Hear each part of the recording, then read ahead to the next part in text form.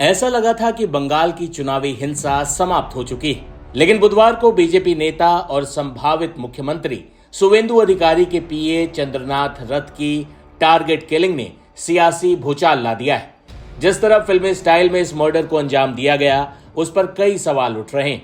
कैसे चंद्रनाथ की गाड़ी का पीछा किया गया, एक कार से उनकी गाड़ी को ब्लॉक किया गया, फिर बाइक सवार शूटर्स ने पॉइंट ब्लैंक रेंज से उन पर ताबड़तोड़ गोलियां बरसा दी। पुलिस को वारदात में शामिल बाइक और कार दोनों मिल चुके हैं। कुछ आरोपी हिरासत में हैं, लेकिन अभी भी हत्यारे पुलिस से दूर हैं। लेकिन चंद्रनाथ रथ की हत्या ने कई सवाल खड़े कर दिए हैं। क्या पश्चिम बंगाल की रक्त रंजित राजनीति पर कोई लगाम लग पाएगी? इस बीच आरोप ये भी लग रहे हैं कि हत्यारे बांग्लादेश भागने की फिराक में हैं। ऐसे में ये भी सवाल उठ रहे हैं कि क्या इस हत्या का बांग्लादेश कनेक्शन भी है कुछ। लेकिन इस घटना ने बंगाल की राजनीति में हिंसा के भयानक चैप्टर में एक खतरनाक अध्याय जोड़ दिया है। इस बार पश्चिम बंगाल के चुनावों में अपेक्षाकृत कम हिंसा हुई थी, लेकिन चंद्रनाथ रथ की हत्या ने इन चुनावों को भी कलंकित कर दिया है। वैसे हिंसक घटनाएं इस बार भी कम नहीं हुई, लेकिन हिंसा पश्चिम बंगाल की राजनीतिक संस्कृति का हिस्सा लंबे वक्त से रहा है। एनसीआरबी के आंकड़ों के अनुसार भारत में राजनीतिक हत्याओं और हिंसा की दर सबसे अधिक पश्चिम बंगाल में ही है।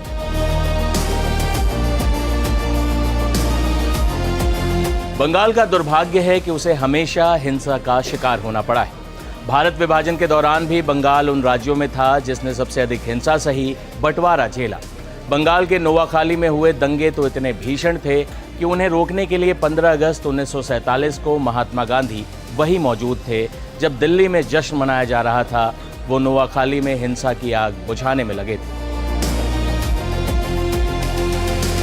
नक्सलबाड़ी से शुरू हुआ नक्सलवाद भी बंगाल को दशकों तक हिंसा की आग में झुलसाने के लिए जिम्मेदार रहा। माओवादी विचारधारा का खूब प्रचार प्रसार रहा। सत्ता में भी कम्युनिस्ट पार्टी आ गई। 1977 से 2011 तक वामपंथियों के राज में बंगाल में चुनावी हिंसा लगातार जारी रही। 1982 का दंगा हो या मरीज झांपी हिंसा हो या वो हिंसा जिसे शहीद दिवस बुलाते हैं कांग्रेस कार्यकर्ता। 1993 में कोलकाता में प्रदर्शन कर रहे यूथ कांग्रेस के कार्यकर्ताओं पर पुलिस की गोलियां ताबड़तोड़ बरसी, जिसमें 13 लोग मारे गए थे। आखिरकार 3 दशकों बाद बंगाल से वामपंथी शासन का अंत भी इसी हिंसा की वजह से हुआ। 2007-8 में सिंगूर और नंदीग्राम आंदोलन में हुई हिंसा में 50 से अधिक लोगों की मौत हुई थी। यहाँ से सीपीएम की सरकार का पतन और संघर्ष करती ममता बनर्जी का बंगाल में जादू चलना शुरू हुआ था। 2009 के लोकसभा चुनावों में भी बंगाल में 15 से अधिक मौतें रिपोर्ट हुई थी। जंगल महल हिंसा काफी बदनाम भी रही। हालांकि कई जगहों पर चुनावी हिंसा में मरने वालों की संख्या 100 से भी अधिक बताई गई।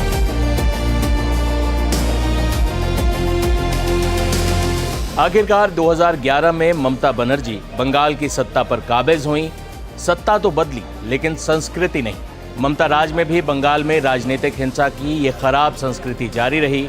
मीडिया रिपोर्ट्स के मुताबिक 2011 में चुनाव के बाद करीब 50 वामपंथी कार्यकर्ताओं की हत्या कर दी गई थी।